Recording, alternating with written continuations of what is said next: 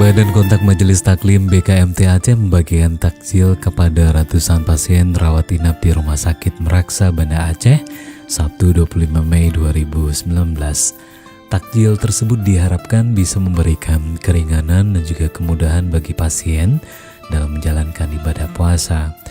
Ketua BKMT Aceh Diah RT Idawati mengatakan selama Ramadan pihaknya mencoba memberikan kebahagiaan lewat berbagi untuk masyarakat yang membutuhkan.